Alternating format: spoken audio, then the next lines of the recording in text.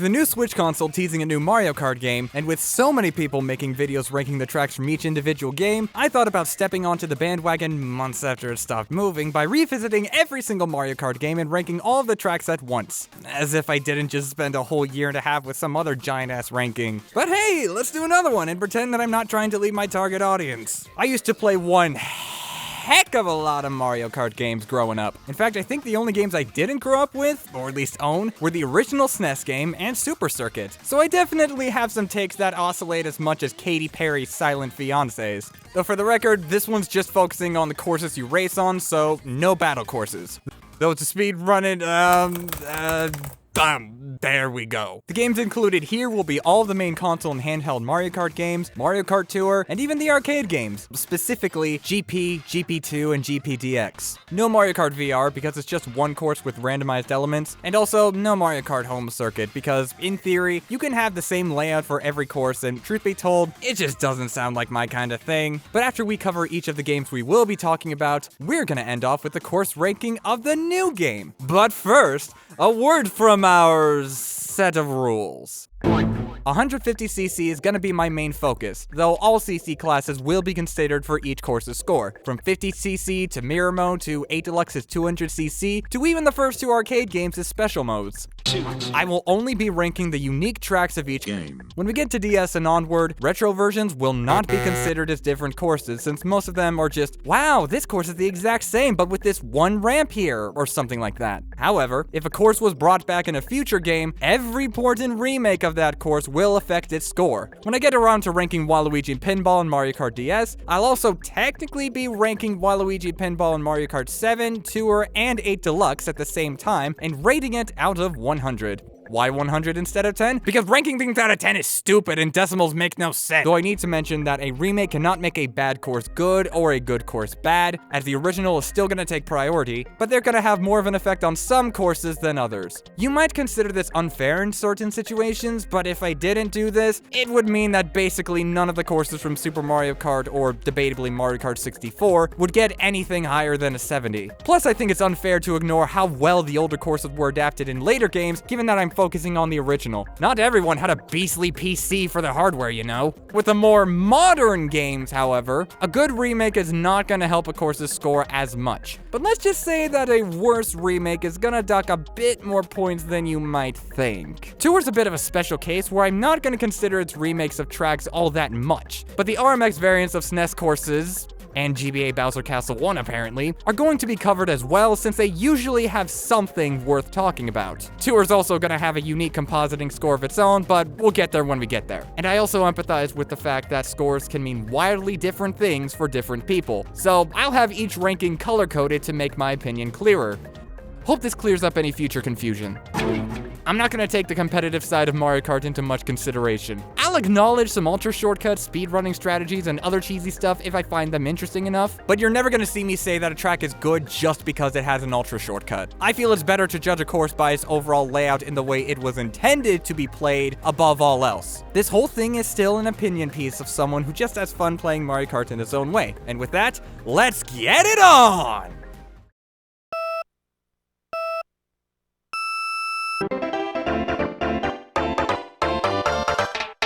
Being the likely successor to the Famicom Grand Prix games, Super Mario Kart, or SNES Kart as I like to call it, was the very first entry in what would become the most iconic spin-off series of all time. Yeah, braggers, this kickstarted an entirely new subgenre of video games. The kart racer. I don't think I need to do a deep dive into what they are, but with how many excellent, albeit mostly overlooked, kart racers will get each gaming generation, it's hard to imagine that it all started with a primitive, double-screen, slippery, 5 laps having ass ex-boomer, who unironically calls Twitter X for no reason. I played a bit of this game a few years ago before giving it a proper visit now, and let's just say that it was...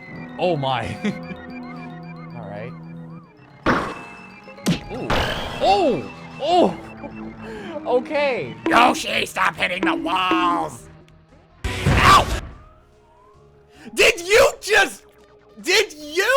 actually? Mother! Look at this. Look at us now. Look at us die. Fuck! Ah! I spun out! What? Oh my god, this stupid! Did I really just get a star in first place? No, I need to pause. Did I actually just get a star in first place? What kind of game balance is this? Interesting. Look, I don't think this is ever gonna be winning the best Mario Kart Game Award, because the Game Awards are rigged as is. Heyo! But despite me being a filthy skip-a-damn Gen Z beta who's too arrow ace to care about his Riz, I like old games. Experiencing games made before or during my childhood that I missed out on is a quaint experience, being how much different the gaming climate was back then compared to now with how much experimentation there was. That, and I'm not usually bothered by archaic physics and can get the hang of them fairly quickly. When I gave SNES Kart a proper chance, I kinda did. No, big emphasis on kinda, as this game feels a bit too slippery at times. And some of the courses in this game feel like they were not made with this slickness in mind. But when you can get it working perfectly, you genuinely do feel like a Super Mario Kart expert, and it's a fantastic time! But this is still a game that has 2 screens, on a Super Nintendo, and drifting that feels too inconsistent. Look, I can only gaslight myself into liking counter-steering for so long before it starts hurting my fingers. And that's implying that the AI will even let you get a feel for the physics, given that they can just spam their special items whenever they want to. Luigi, where did you get that star, you fucking hack? While I see the value in SNES Kart's skill-based driving, and especially the Feather with its built-in shortcuts, oh fuck me, even after playing through all of the courses in all of the classes, I still couldn't get the hang of these physics. Is it culture shock? Is it a sense of flawed game design? I think it's both. With that said, however, it still has the most primitive course lineup ever. I'm sure you've heard this before. Nearly every course in the game has a slightly different variant of the same skin, and unless you're me, you're never gonna notice any sufficient differences between this course and this course.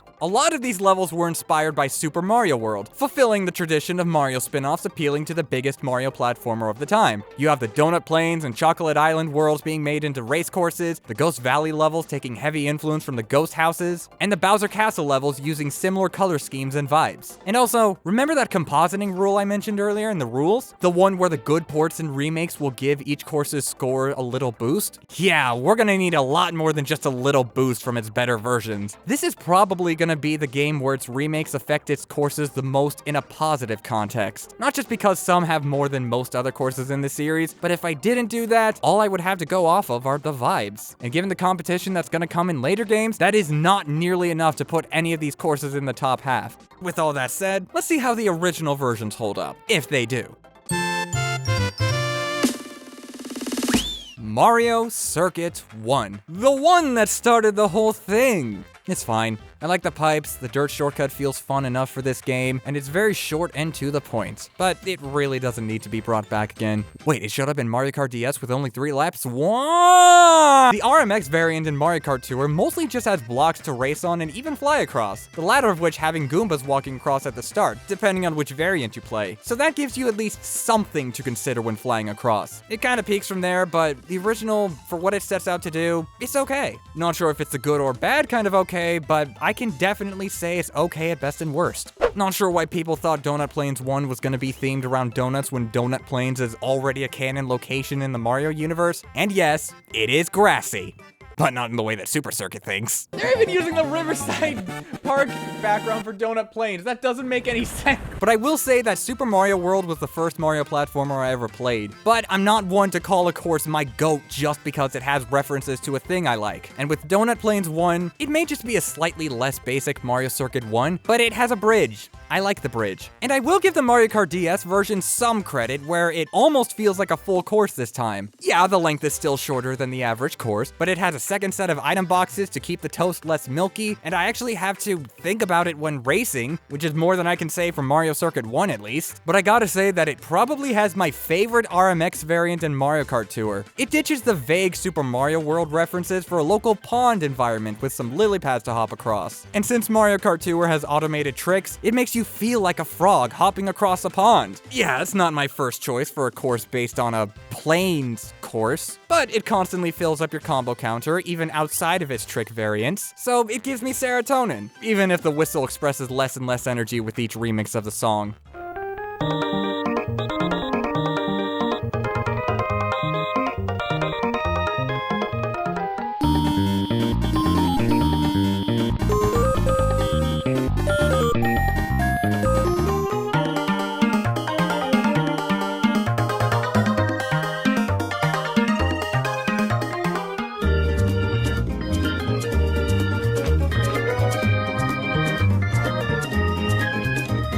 Ghost Valley 1 has a cool feather shortcut to introduce the concept of feather shortcuts to players, and that's it. Though, to give credit where it's due, this is a perfect place to introduce it on, because players are immediately gonna notice this gap in the bridge. And on top of that, the feather is explicitly locked out of every Mario Circuit and Donut Plains course. Even the ones in the Star and Special Cups, which honestly make no sense to me, but still, this being the first feather shortcut makes even more sense. Though other than that, it doesn't feel fun to race on. I mean, it's a Mushroom Cup course, so I don't think it's trying to be. I think the most I can say about any of these tracks is the music, mostly because it's a decent arrangement of the Ghost House music from Super Mario World, though it isn't exactly the most fitting thing for a racing game. And Tour introduces the most interesting addition ever. Stairs. Okay, but I actually kind of like this replacement. They make up for the game's lack of feather shortcuts, and they also increase your combo counter, which is always a good thing. Or at least you gotta increase it somehow, you know? And if nothing else, I'd take it over what Super Circuit did to this track, where they just removed all of the ghost for no reason. Like, seriously, this is a ghost-themed track. Where are the ghosts? But Bowser Castle 1 does something that none of the previous courses were able to do. It gives me something substantial to talk about with the original version. That's a bad thing! It has far too many straightaways to make for an interesting course design. And also, these little holes at the other side of the track, what purpose do they serve? Why are they there? To bore the player? To piss off the alpha gens? To get YouTubers to call them pointless? Oh, that's a good point, actually. This course also introduces thwomps. We all know them, we all love to see them just as much as I love Adele music. But we don't find these as much of a threat as we'd expect to, because remember, we're still in the Mushroom Cup. They're on the first couple of turns and then behind a ramp, which doesn't make much sense when ramps speed you up immediately anyway, so the lingering feeling that you're not gonna make this jump properly if you mess up your positioning and spacing when driving alongside the thwomps is just not there. Seriously, this course is so lame that not even Tour made it feel like a SNES Bowser's Castle. They made an RMX variant of Super Circuit's Bowser's Castles, not SNES carts. I think that says enough about how unremarkable the OG Bowser's Castle was. Even for a Mushroom Cup course. The previous 3 courses had more going on, even if the more in question amounted to a single shortcut. And that's better than having 0. But the next one, Mario Circuit 2, is the best course of this Mushroom Cup, and I don't think there's much of a debate there. It's mainly because of this big jump, but I also think it has some nice turns to help remove the training wheels. Personally, I believe that the final course of the Mushroom Cup should feel like either a culmination of everything the player has gone across so far, or introduce something that's trickier than what the player has seen before, but also not so tricky that it outdoes what the Flower Cup is trying to do. I feel that this mindset would make more sense as we go along, but I must say that in that context, this course is rock solid. That big jump isn't just Nah, mate, it's tossing you right into a tight turn with pipes to either turn around or drive in between for a quicker turn. You gotta be ready for this one, you know? Or you could be a pro at the board game Risk and take this small bump that's as hard to land as it is to see, but can also create some clutch comebacks when you get it right. And when they brought it back for Mario Kart 7, well, it's arguably one of the most exploitable courses of all time. There's this TAS history video, and it begins with this. What would happen if there was a track where every single corner had a shortcut? I feel like that's all you need to sit down and watch this with a good pasta to eat. And even outside of that, not only did they make the big jump a glider section, which just makes perfect sense, but they maintained the bounciness of that section by making that extra bump easier to cross and let you stay in your glider. That is peak! That is peak of Mount Everest! And the original's pretty cool too. Good turns, good pipe placements, it's a fun time.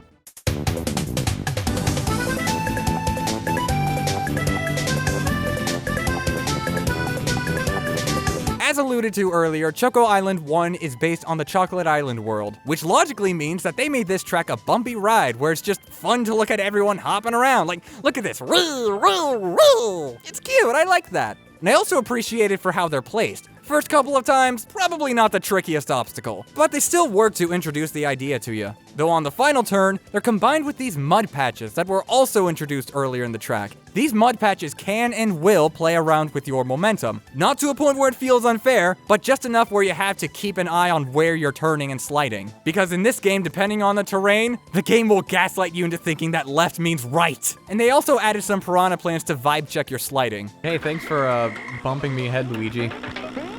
This makes it a good start for the Flower Cup in the context of introducing more varied obstacles. Is it the most interesting thing in Zawardo? No. But for being the very first Flower Cup course ever, I think it sets sail off its island towards its goal much more efficiently than a Berserk Fantasia, I'll tell you that much. Tour gave RMX variants to both Chocolate Island variants, but since their additions are functionally alike, I'm gonna go over both of them here. All that they added were more aggressive piranha plants and Excite-Bike-esque ramps. Granted, they did add a bit of an incentive to not take them by hiding an item box under one of the ramps, but given how items work in Tour, it's not that special, and you'd be getting an item soon regardless. Ghost Valley 2 has, in my opinion, a better version of Ghost Valley 1's feather shortcut. If you take the shortcut, you're choosing to do that instead of going for an item, and there's only 2 over there, so it's not a choice you have to consider every time. But then again, it's not like you're always going to have a feather on you. So I feel that it adds a decent incentive to think, okay, I didn't get a feather, but should I use this item and see if I can get a feather over there? Or if I already have a feather, but I'm also behind, do I even need to take this shortcut? Or should I just waste it and get another item? I mean, I guess it begs the question, why would you waste it? But hey, decisions, step in the right direction. Plus, it's also one of the course's wider turns, so it's a game-changing shortcut that can make a difference. With all of this in mind, I can mostly see why we brought this track back, even if they made the shortcut way too easy to hop across for no reason. You can treat the ramp like a ledge and jump off of it, but as a trade-off, you won't get any of these item boxes. But then they had to balls it up by adding item boxes over here, so it's not like you'll have to wait that much longer to get another item. I'd say I prefer how this works in the original. It's way less brain dead of a shortcut, and the item panels work differently than boxes since you can only grab an item from them once per race. But Donut Plains 2 is where we start to see a more unique gimmick, the Monty Moles. In future games, they just worked as generic obstacles that'll cause you to crash, like every other interactable hazard. But in SNES Kart, however, they can latch onto your cart and force you to go Taylor Swift on them. There are plenty of these things, and it's nice. I like them. It really forces you to think about how to drift, especially with the multiple moments where you gotta keep turning back to back. And then there are these Monty Moles popping out of the grass as punishment for turning too wide. We're still in the Flower Cup, so it's not supposed to be a huge punishment, so instead it acts as a good way to force the player to learn how to drift properly so that it doesn't happen again. It's a very nice way to help guide new players. Even if it's not gonna help them deal with this next course. Woo, Nelly!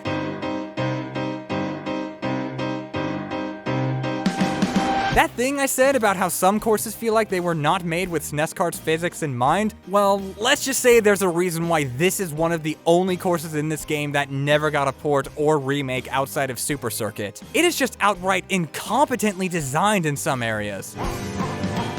There's this hard 90-degree turn, which is too tight to go around without hitting a thwomp or a wall. There's this fake multi-path section, where you basically have no reason to not go straight, unless if you want a single item that feels incredibly awkward to maneuver around. When even the computer players can't seem to handle this part of the game, you know you've ballsed it. And there's this dead end part. Look, I get the idea of the dead end being a secret feather shortcut because it's really not that hard to avoid turning into. A map is literally making up half the screen, so I'd say it's your fault if you turn into it by accident. Though I guess if the game fools you once, then you have a right to shame it. Just don't do it twice or thrice. But my problem is that the reward isn't very good. It's not that it's difficult to land, at least not on 100 or 150cc, but you don't exactly align with the upcoming turn particularly well. And that's because you won't. It is yet another hard 90-degree turn you have to do faster than the turn you'd otherwise make if you didn't take the shortcut. At best, this is just a high-risk, medium-reward shortcut. I mean, I guess if it was something like an ultra shortcut, like what you would see in 64 Super Circuit, sure, it would make sense to me. But it doesn't send you that much further ahead of your opponents, especially since you're just making a similar turn to everyone else, but a little earlier. I suppose the ramps do make the ending bits kind of intriguing, but then it ends with a long straightaway.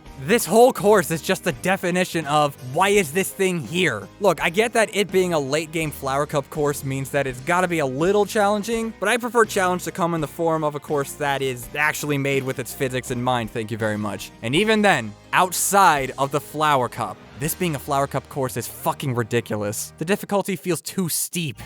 Rounding out this whole thing is Mario Circuit 3, or as I like to call it, Lucky Intern Circuit. Because that's all this is, an intern that got lucky. They might not be bad at their job, but they don't do an exceptional job, they don't try to have fun with their work, and they offer nothing of value. and yet the company that hired them is incapable of letting them go for some inexplicable reason. It's in Wii, it's in Tour, it's in 8 Deluxe! What next? Is this gonna be in the Leaf Cup of the next Mario Kart? And what's so funny that it loops back to being unfunny is that Wii and 8 Deluxe don't even do anything interesting with it to better fit their games' unique mechanics. If anything, they did even less than SNES Kart. Like in Wii, this is one of 2 courses where you cannot perform any tricks. Not even a ramp and a shortcut like what Mario Raceway got. In 8 Deluxe, they made the oil spills even easier to avoid because of these traffic cones, and they weren't even that hard to dodge to begin with. Though I guess when you look at the original and nothing else, there isn't anything inherently wrong with this course. I think it has some good turns here and there, good pipe placements, and a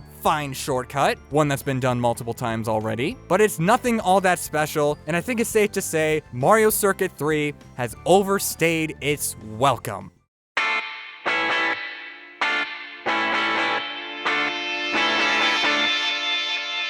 Now entering the Star Cup with another new variant, Koopa Beach. It's a course that gaslights me into thinking it's not a generic oval. It's got some cheap cheeps to avoid that are very easy to dodge because you're never gonna see them unless if you go out of your way. And it has this tiny island with an item panel that you're forced to trudge through water for, making it completely worthless to go and get unless if you have a mushroom, which you're probably not gonna get anyway. It also has some small water pits that you need to hop over in relatively awkward way. But other than that, it's the least challenging and the least inspired course in this game. A Star Cup course. Less challenging than Mario Circuit 1. I have removed your kitchen sink so that you can give it a proper home. Let it in! I think the only thing you need to avoid at all is this patch of bushes, and that's it. Yeah, there's a deep blue sea inside the oval, but even if the physics insist on jumping out of the screen to beat you up, you're never gonna fall into it. The only thing it has is a split path that stems from the bushes with item panels, but there are enough on each side to where it doesn't matter if you take the same side every lap. What I'm trying to say is that even for SNES Kart standards, this course is unreasonably short, generic, and pathetic. But how can a Mario Kart course be pathetic, let alone a Star Cup course? I mean, think about it, mate. It's just sand. Y'all think desert levels are lame? Beach levels are just sand and water, and desert levels have sand. And sometimes water. Hey man, I can still appreciate a good beach level, but this ain't it, Chief. And for a Star Cup course, yes, I've been repeating that a lot, I'm well aware, but what else am I supposed to say, aside from reusing the same words? Because this course doesn't deserve the benefit of a unique word from the English language, so I am once again saying that this course is pathetic. And if you have to make me repeat myself, I think it's time someone deserved a good boot to the head. I'd even say that the original music doesn't feel like a proper beach theme. That's entirely because of the sound font, which I guess I shouldn't be too harsh about, but at the same time, I feel like you could play this in a Mario Circuit course and not bat an eye. Not saying it would fit that course better, but would it really feel that out of place if it did? And to give credit where it's due, later remixes at least made it sound like a proper beach theme. But still, I would have preferred this course to take Bowser Castle 2's placement in the Flower Cup so that it could start off in the Star Cup. That would probably make me like the turns more because I know it's not pretending to be tougher than a silk feather. Oh, but then we get to Choco Island 2, which is inferior to its predecessor in every way. Its bumps aren't used as cleverly as in CI1 since most of them are on a single curve and a third of the track is on this giant ass mud puddle slapped on the course that came out of its ass. I get that it being stickier than the normal road means that these piranha plants and singular patches of land with an item would sound adequate on paper, but in practice it feels like they forgot to bring a pencil to write any coding on that paper. Like the Choco Island levels are already the second slipperiest courses in the game behind the Vanilla Lake courses, and when you account for the mud, it's just as slippery. So I feel that alone would be enough to feel challenging with some more cleverly placed bumps in the road, and maybe even an actual item panel on this random sand patch instead of some random coins. Big emphasis on wood because, hoy, Mario Kart DS somehow managed to make it so much worse. This game's non-existent air physics make the bumps halt your turning. No, not just your momentum, your turning. You think this is fun, being launched in the off-road against my will. And also, how in the hell is it possible for it to look way worse than it did in SNES Kart? Why is everything so yellow? It makes this course look like a combination of vomit and diarrhea. On its own, Choco Island 2 is a middle-of-the-road course that happens to be uninteresting, but the cruel fruits of its translation to Mario Kart DS rots at it harder and makes it so much worse than even I would have wanted it to be. Man! Although speaking of slipperiness, here's Vanilla Lake 1. An ice level. In an already slippery game. Where there are ice blocks you can barely see because of how the game looks. While being sandwiched between two walls in this case. As well as the map that's taking up half the screen. Actually, wait a minute. Green pipes that stick out of the ground are easy to see and have the illusion of 3D space. Thwomps with rounded edges and a face that looks like a sad, quiet kid and can move up and down to squash you at points are easy to see and have the illusion of 3D space. Yet a single block of ice couldn't be like this, and it blends in with the ground you're racing on, and it was never fixed in Super Circuit despite being on more advanced hardware? Wow, what competent design. In Tour, that is. The RMX versions have water geysers and penguins that wander around the track. Are they hard to dodge? No, but I adore them anyway. And their little walk cycles. Plus, the ice physics are far less overbearing. Even if it's mostly due to the forced smart steering, it's still something. Even if the ice blocks can be just as much of a nuisance as ever, at least they're easier to see, so it feels like your fault if you hit them. And I also think the music's pretty neat. Unlike Koopa Beach, I can get the sense that the original feels like an ice track theme. But sadly, the original version takes priority, so as much as I like the tour versions, this is not good enough. Man, this Star Cup is sucking more dick than a speed-infused horn player who just recently came out to his friendliest high school bandmates. I'm really not looking forward to what's next. It's literally my favorite course in the game. Even if it still has 90-degree angle turns and straightaways, and the beginning turn in particular feels like a massive vibe check. Oh no. Nose. It makes up for them with its multiple paths. There are 2 sections where you get to pick a random path, with the first one letting you mix and match the paths almost whenever you want to. And then the second one is just pick a pack and stick with it, but each one has their own combination of an item panel, a boost pad, and a ramp. In fact, speaking of items, remember that the way they work in this game is that if you pick up an item from a panel, you cannot get another item from it in a future lap. You gotta go for a different item panel at that point. The way this course works with that is if you need to catch up with items, you have to pick a different path every lap, thereby encouraging you to explore all of the paths instead of just going with the best one every time. And even in the other section, only one path has item panels, so if you take both of the items within this path here, it loses its benefit, and you're better off going for another one. That's such ingenious design! I guess the only real problem I have with this course is that this row of thwomps feels pretty unfair, but at the same time, it's also possible to pick up a feather and use it to leap over the thwomps if they're blocking you. Gotta admit, sickest thing you can do in this game. And its brilliant remake in 8 Deluxe only makes it so much better. Where the second section allows you to ride on the pillars, staying on them is harder than you think given how thin they are, but you're rewarded handsomely for sticking with them with more speed boosts. And it uses anti-gravity so seamlessly too, you'd almost think that this was in the base game. Like, nobody asked them to go this hard on a remake of a SNES course, but I am so happy they did. It's making me hard, chat! I feel that this would have been a perfect course to end off the Star Cup.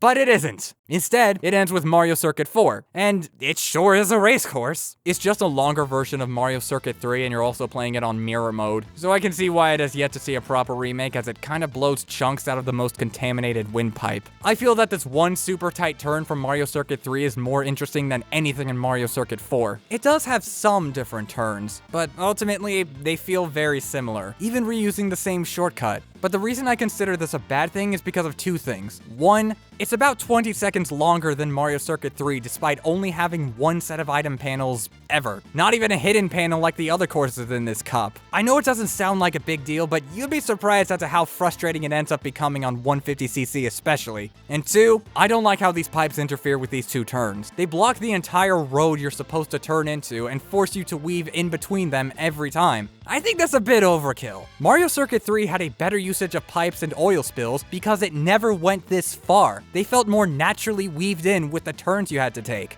This one doesn't do that. Sorry for not feeling sorry, MC4 enjoyers. Maybe you'll get somebody else hopping on the train with you.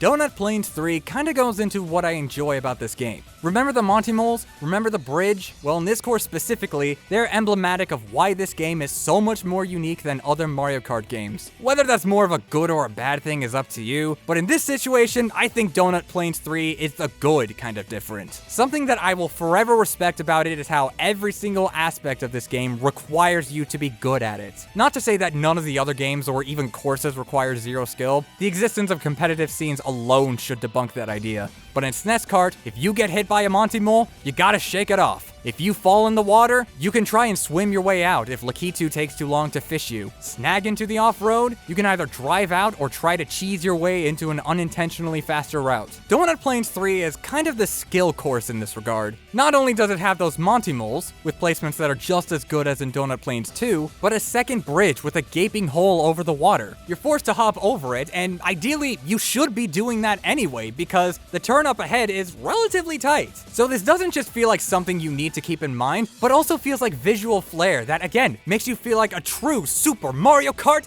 expert.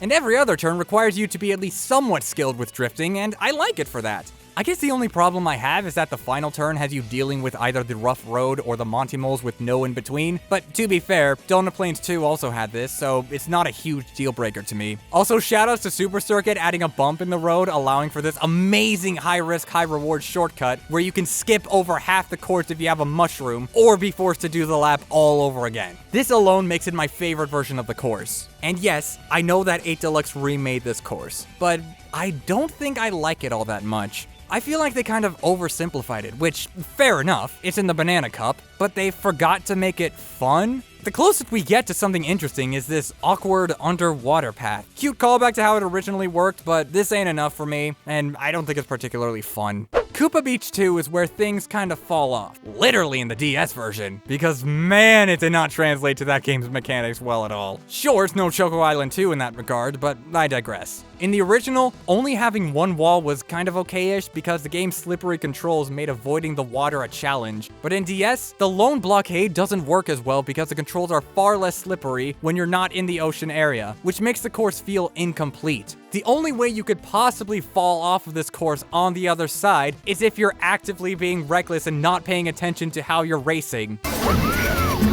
Ignore him, this guy's got a skill issue. Plus, it once again does that thing where the track is too short and the less slippery controls and very few item box placements make dodging the water pits feel less engaging. Then again, the original still takes precedence, and I guess I like it more than the DS version, but even with the more slippery challenge, it's only marginally better than Koopa Beach 1 because it at least has a wall and deep blue sea pits to worry about with Cheep Cheeps that actually feel like they get in the way. Otherwise, it's still bland, its music is still white noise that hardly qualifies for a beach theme on its original sound font, and it's still a boring circle. And Tour made it even less interesting by replacing the bottomless water pits with these slowed down dirt patches despite being even easier to avoid. Okay, this is like the Blake versus Mikasa of Mario Kart courses. You'd be hard pressed to find anyone saying that they're diehard fans of it, yet somehow I still seem to dislike it more than most people. Ghost Valley 3 feels like the other Ghost Valley tracks, but with less guardrails and more holes in the ground. I think it's definitely more challenging than Ghost Valley 2 given the higher amount of opportunities to fall, but I'm not sure if it expands on the Ghost Valley courses enough for my liking. The ramps don't feel like they're placed in interesting locations. I guess this one with the dash panel can be used to cross the holes, but why is it just that one? This other ramp doesn't intertwine with the rest of the layout at all, making it feel tacked on. Obviously, I think this is better than Ghost Valley 1 because it feels like a real challenge, and removing the falling wall blocks, if that's what they're called, right out the gate is a good way to intimidate the player. But otherwise, it doesn't feel as organic of an expansion as the second one was. Though with that said, there are people who say that this course doesn't have a feather shortcut.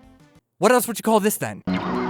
I guess I can call it the weakest of the feather shortcuts because even if you get a feather right away, you can't use it for a shortcut anywhere else. So you're essentially locking yourself out of getting another item until 2 laps later. I suppose you could use it to hop over one of the potholes, but that's not going to get you far ahead of the other players or catch up to anyone ahead of you, now is it? Plus, they aren't as tough to avoid as the thwomps from Bowser Castle 3, so meh.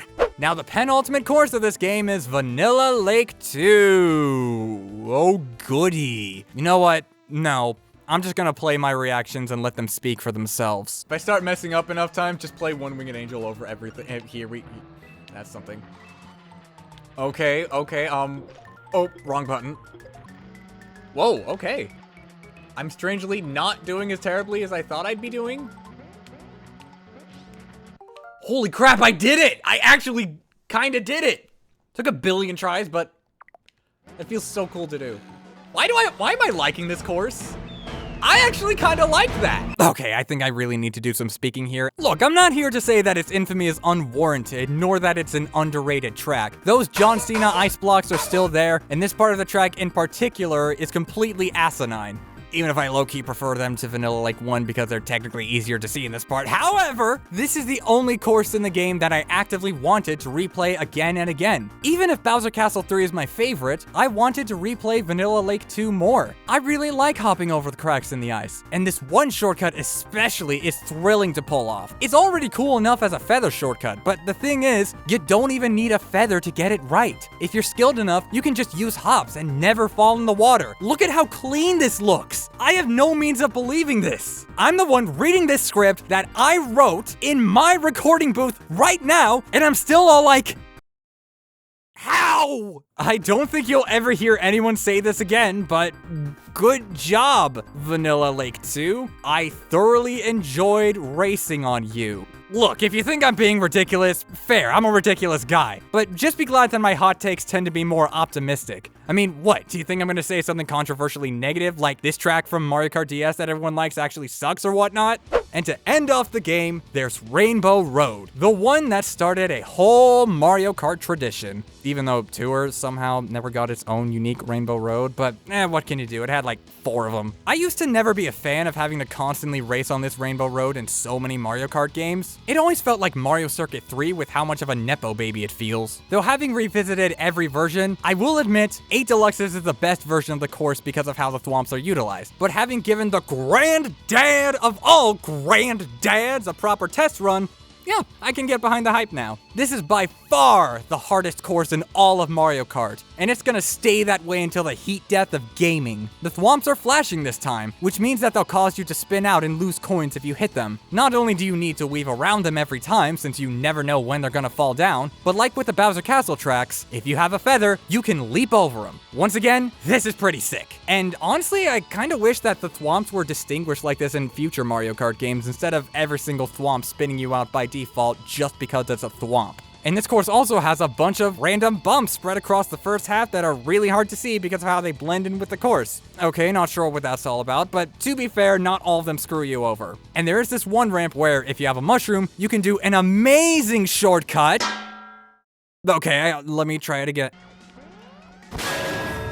Oh, thank you! DK actually saved me! They did make it easier in most of its remakes, but to make up for it, they made the thwomps cause shockwaves that you can do tricks on. And it also gave me the biggest psychic damage when I discovered that this ramp was removed in Super Circuit. Oh, there's no ramp! There's no ramp there? What? Along with the thwomps. And its competent use of MIDI instruments. The OG's a cool course, even if Nintendo wants you to think that it's cooler than it probably is. Look, I'm fine with it returning from Mario Kart 7 and I guess it's DLC for Mario Kart 8, but in Tour, it has 2 RMX variants for some reason. One with multiple glider sections to add the feeling that you could fall off, and one with bouncy mushrooms. The first one works really well, and the second one, it feels out of place to me. These don't decrease its score much, but if you want to talk about tracks becoming nepo babies, well, look no further. But, if nothing else, this is a nepo baby that at least tries to be an asset to its company and acts like a real employee instead of living its most mediocre life as an intern.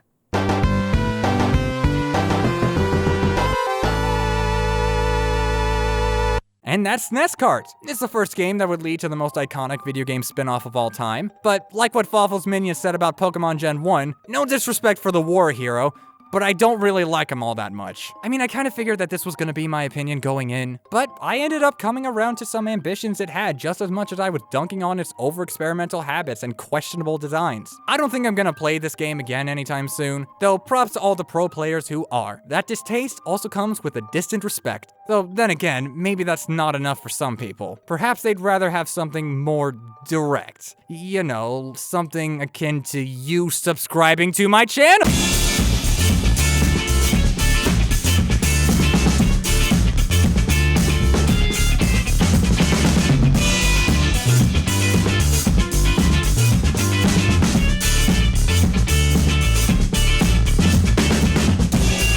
You know why it costs so much to fill tires with air nowadays? 'Cause of inflation! I could totally see Alex Jones, like, trying to make a conspiracy theory around that, but I don't know. Bounds round time! It was me, Barry. I was the one who memorized Boomstick Venus lore.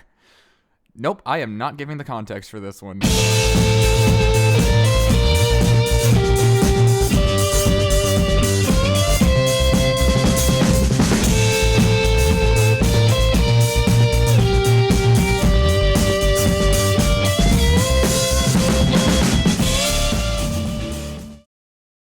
Oh, great, my eyes are...